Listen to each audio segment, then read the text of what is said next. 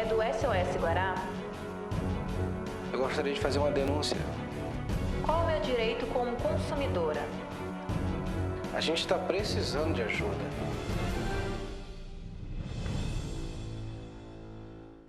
Olá, está no ar o programa SOS Guará. O SOS Guará recebeu reclamações de pais de alunos da Escola Municipal Newton Neves, que fica no bairro da Vila Palmeira. Eles denunciam que a escola não tem professores para ministrar algumas disciplinas, apresenta problemas de infraestrutura e até mesmo para beber água, os alunos têm que trazer o produto de casa. Confira a matéria com o repórter Jean Brito. A denúncia partiu de alguns pais de alunos que informaram que a escola está apresentando algumas deficiências. Entre as principais, a falta de água. Segundo essa mãe, para os alunos beberem, tem que trazer de casa. Eles pedem para a gente trazer de casa a água, porque disse que foi furtada a bomba. E nunca teve uma solução? Nunca teve uma solução. Outra denúncia é quanto à falta de professores. Hoje, estaria faltando professores na área de geografia, português e educação física. Fomos recebidos pela direção da escola, que mesmo sem gravar com a nossa equipe, explicou que os problemas estão sendo sanados de acordo com as possibilidades.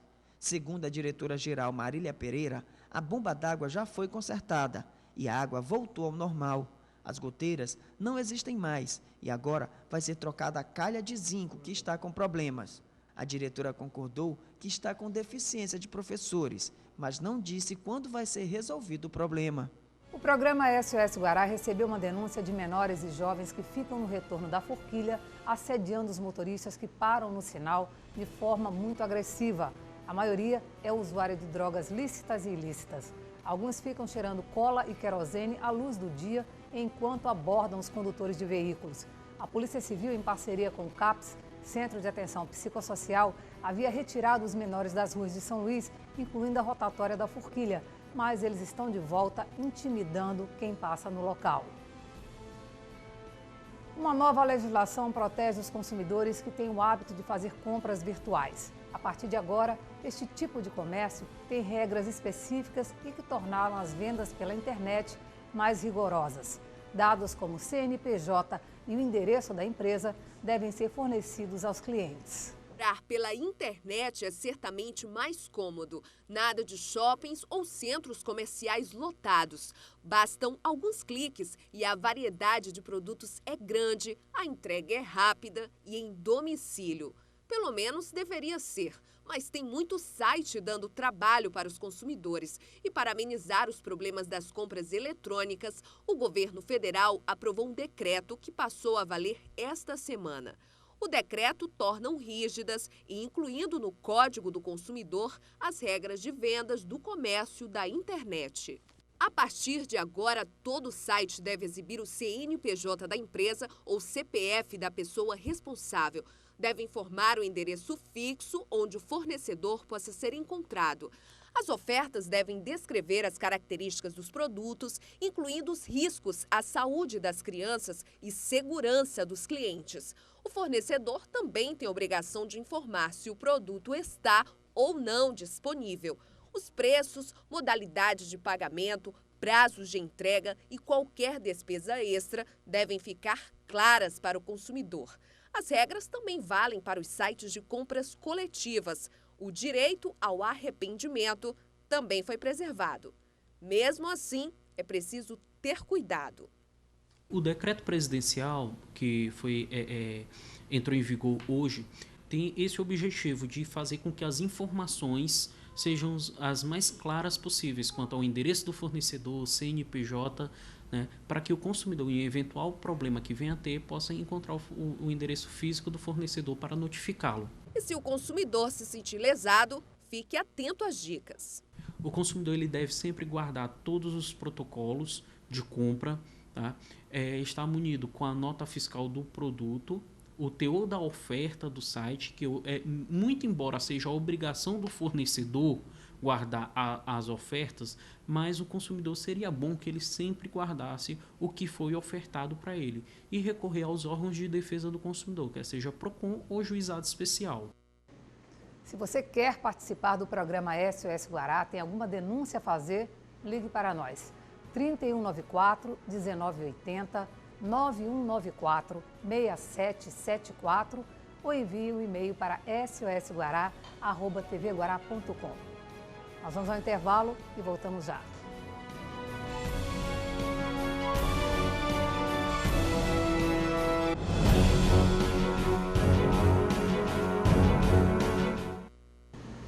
Estamos de volta com o programa SOS Guará. A Prefeitura de Paço do Lumiar prorrogou o prazo de inscrições para a nova etapa do programa Minha Casa Minha Vida. Os interessados podem se inscrever até o dia 14 de junho no Centro de Referência de Assistência Social CRAS, que fica na Avenida 13, quadra 135, número 2, no Conjunto Maiobão. O programa é voltado para pessoas de baixa renda que ainda não têm casa própria. Os documentos exigidos são carteira de identidade, CPF, comprovante de residência, renda ou benefício social. O horário de atendimento é de segunda a sexta-feira, das 8 da manhã às 17 horas.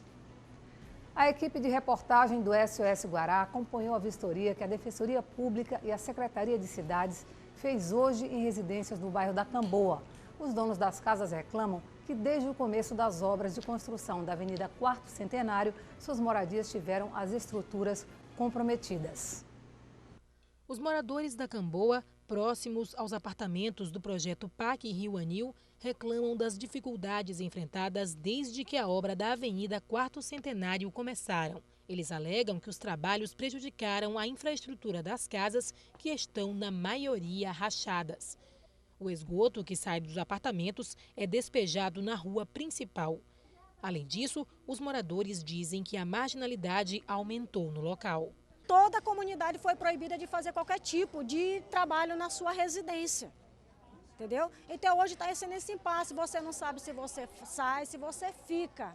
E nos causando todos os transtornos, que foi abrindo a nossa rua, ligando a nossa rua para o tráfico, que é uma vila, né? Que é uma vila, não tinha saída. Então eles abriram toda essa rua aqui, né? Ligando o tráfico, a pessoa está passando armada, o vandalismo na nossa comunidade que não existia. Nossa rua está invadida, né, pelo vandalismo. Era uma vila, era fechada e agora está aberta, certo? Nós não tínhamos ocorrência policial, a maioria dos moradores são idosos, tem muitas crianças e hoje em dia está todo mundo prisioneiro dentro das suas próprias casas, não conseguem ficar na rua, como antigamente era uma rua pacata, e hoje a gente vive aqui sobre o terror, com medo de sair, de ser assaltado na própria rua, né, dona? Como já teve várias casas assaltadas aqui, isso antigamente não acontecia.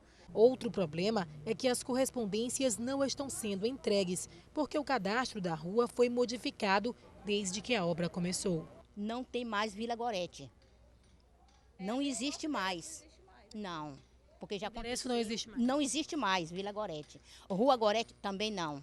Um grupo de defensores públicos federais e um representante da Secretaria de Cidades e Desenvolvimento Urbano do Maranhão foram ao local para ouvir os moradores e fazer uma vistoria. Essas ruas, tanto a Vila Gorete quanto a Rua dos Veleiros, assim como outros locais, eles foram atingidos pelas obras do PAC.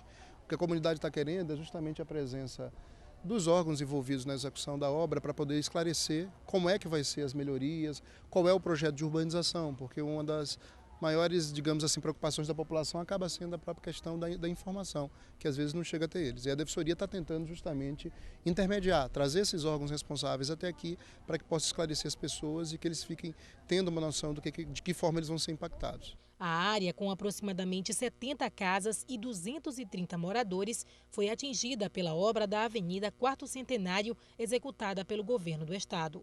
O objetivo da visita é colocar a comunidade em contato com os responsáveis pela construção. Nós estamos aqui junto com os defensores, já que a Secretaria trabalha em parceria com a Defensoria Pública, com o objetivo de dar esses esclarecimentos para a comunidade. E a gente entende realmente que a comunidade ela cria uma expectativa muito grande com relação a resultados imediatos. A Defensoria está prestando assistência a eles, procurando os órgãos responsáveis. Então aqui a gente vê que tem algumas atribuições ligadas à CAEMA, a gente vê que tem atribuições ligadas à própria Secretaria de Segurança do Estado e está tentando intermediar isso, procurando os órgãos. Hoje, nesse primeiro momento, veio a CECID, que é a instituição responsável pela obra em si, né, do PAC. E aí eles estão coletando dados, coletando informações e já de imediato esclarecendo algumas questões que são de interesse da população.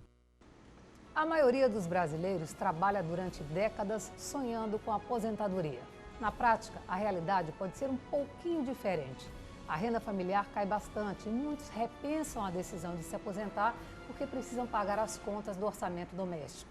A verdade é que os trabalhadores têm muitas dúvidas sobre a aposentadoria e sobre as novas leis em tramitação no Congresso Nacional sobre a desaposentadoria. Para falar sobre este assunto, o SOS Guará convidou a advogada Daniele Barros. Seja bem-vindo, prazer tê-la aqui. Prazer todo meu, Mônica. Boa noite a todos. Vamos explicar quando é que o trabalhador brasileiro tem o direito a se aposentar.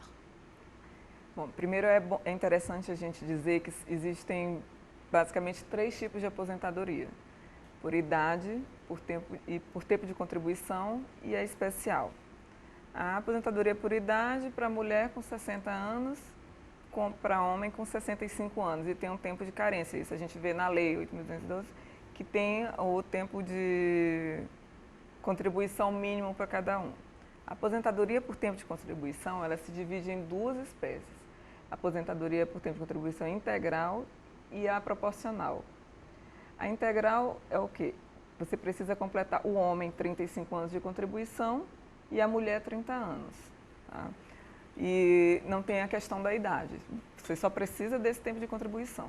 Na aposentadoria proporcional, o homem tem direito de 30 anos até os 34 e 11 meses, ele pode se aposentar proporcionalmente, né? E tem o limite de idade, são no mínimo 53 anos, e a mulher 48 anos, dos 25 até os 30, até 29 e 11 meses, no caso. Mas se integral você já não recebe muita coisa, a proporcional, então, às vezes é melhor repensar, esperar um pouquinho mais, né? A proporcional é a pior possível, eu posso dizer aqui para vocês.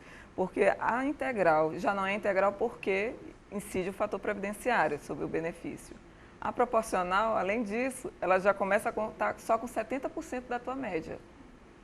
Em cima, e a cada ano trabalhado, você coloca 5%. Vai aumentando 5% a cada ano. 31 anos, 75, 32 anos, 80 e até completar os 100%. Eu sempre considerei um absurdo essa coisa do pessoal que está aposentado ter que contribuir, né? Foi um fato criado lá atrás no governo do PT que muita gente chiou, né? Exatamente. Na verdade, são exatamente os valores baixos das aposentadorias que vêm trazendo de volta para o mercado de trabalho o aposentado. E aí a gente fica aquela questão, para onde vão essas contribuições do aposentado? Porque você sabe que você contribui uma vida inteira porque você vai ter no final ali um benefício para receber, né, para você se manter. Teoricamente, né? Era para você se manter, mas felizmente a realidade não é essa. Mas depois de aposentado, você contribui e o que você recebe de volta, né? E é isso exatamente que a gente está, o assunto em voga agora, que é a desaposentação ou desaposentadoria. Que a gente vai falar depois do intervalo comercial. Um instante só.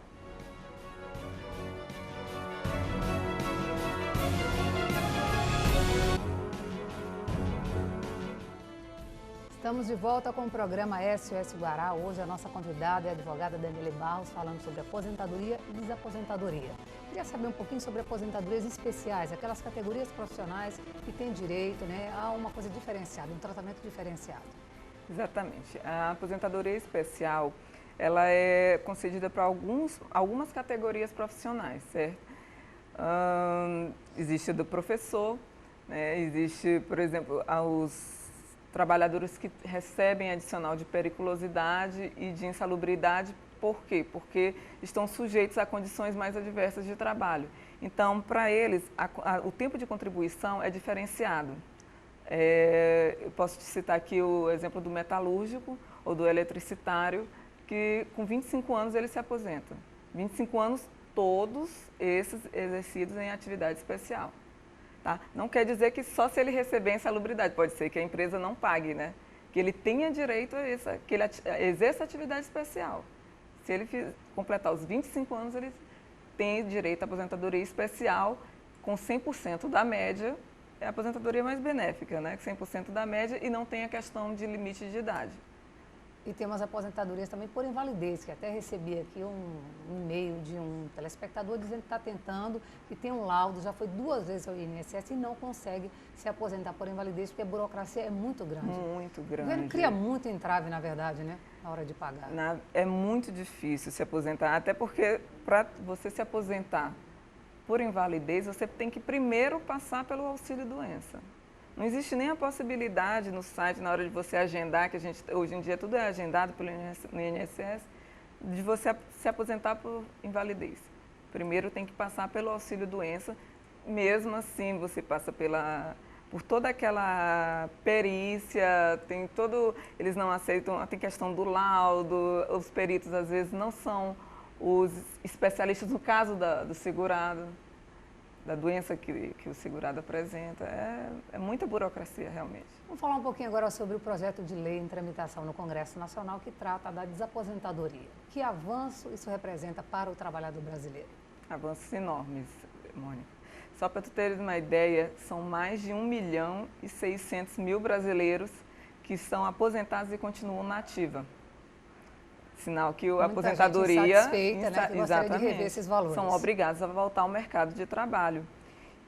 E mais de 24 mil ações de desaposentação, segundo os dados da União, da Advocacia Geral da União. Judicial antes de a gente ter esse projeto de lei que exatamente vai melhorar muito depois que for aprovado. Está em tramitação ainda, né? A desaposentação consiste no direito do segurado de renunciar ao seu benefício, a sua aposentadoria, para receber um novo benefício mais benéfico economicamente, a partir do momento que você tem mais tempo de contribuição e mais idade. Com isso, cai o fator previdenciário.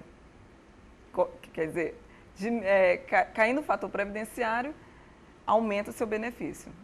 Porque o fator foi uma criação do governo para evitar as aposentadorias precoces, mas que acabou diminuindo cada vez mais o valor do benefício. E havia uma questão legal, se teria que devolver esses valores, se não teria, me parece que também isso já foi definido em favor do trabalhador. O STJ agora, dia 8 de maio, deu uma decisão super importante, né, para a gente, uma vitória para o trabalhador, um comecinho, né, ainda falta o STF se pronunciar, mas é muito favorável na questão de não ter que ter essa devolução, porque existem 2 correntes. Uma que diz que não pode se desaposentar, pode haver a renúncia, mas você tem que devolver todos os valores que você recebeu desde que se aposentou. É inviável, né? Com certeza. Perde o sentido da desaposentação. E a outra corrente é que pode desaposentar, mas, e não precisa a devolução de valores. Não precisa haver. E foi isso que o STJ confirmou agora. Então, a partir de agora, os 5 tribunais regionais federais estão, vamos dizer assim, vão ser guiados por essa súmula vinculante. Exatamente. Né? Me explica uma coisa, esses parlamentares que são contra o projeto de lei que trata da desaposentadoria alegam que ela iria causar um rombo de milhões de reais na Previdência. Isso é fato mesmo? É sempre a velha desculpa do rombo. É verdade, sempre existe essa desculpa, mas na verdade isso é um mito que a Previdência está quebrada. A Previdência, na visão geral da Seguridade Social, ela não está quebrada. O próprio presidente Lula já disse que não está quebrada e a gente não tem como estar quebrada, também não tem como estar quebrada a partir do momento que existem muito mais segurados do que beneficiários. Entendeu? Tem muito mais gente contribuindo do que recebendo. Então, a Previdência ela é superavitária, diferente do que o governo quer passar essa ideia. Né? Para tentar justificar, né? Exatamente. Eu queria que você falasse aqui, desse uma orientação aos trabalhadores autônomos, aqueles que não pensam no amanhã e hoje não estão recolhendo aí, né, nada da Previdência. Na verdade, Mônica, isso é da cultura brasileira. Da cultura. Né? A gente só vai se preocupar mesmo com a aposentadoria na hora de se aposentar, na véspera, uns 2, 3 anos antes de se aposentar. Né? O conselho que eu dou é você, na verdade, é meio difícil você prever como vai ser daqui a uns 5, 10 anos a aposentadoria. Né? Mas o que você pode fazer tem que contribuir, tá? Mesmo o autônomo, contribui com um carnê, tá? E se puder, o mais alto possível. né? Porque como é feito o cálculo do benefício? A média de 80% dos melhores salários de julho de 94 até a data da entrada do requerimento, que você vai dar pedindo sua aposentadoria. Então, é feita uma média desses salários. Os 80% melhores salários entram no cálculo, 20% é descartado. Então, para essa média não dar baixa, a melhor coisa que tem é você ter um salário de contribuição alto, né? E para quem quer se desaposentar, qual é o caminho? Aguardar um pouquinho mais para não ter que entrar via judicial? Não, você pode entrar via judicial. Tanto que, como eu já disse, já tem 24 mil ações de desaposentação. E agora deve tramitar mais rápido? Muito mais rápido, com essa do STJ. Nós já temos um voto favorável no STF também, a respeito da desaposentação. Mas eu não aconselho esperar o projeto de lei. Você já pode, desde agora, reunir a documentação e dar entrada. Exatamente. Mas se, por acaso, a lei foi sancionada antes de ser julgado o seu processo, você pode se beneficiar também. Ok, obrigada pela sua participação. SOS. Eu que agradeço. O programa se despede por aqui e volta amanhã às 19h45. Nosso programa é reprisado de segunda a sexta-feira, às 6 da manhã. Para fazer a sua denúncia, é só ligar 3194-1980, 9194-6774 ou envie o seu e-mail para sosguará@tvguará.com. Obrigada pela companhia e até amanhã.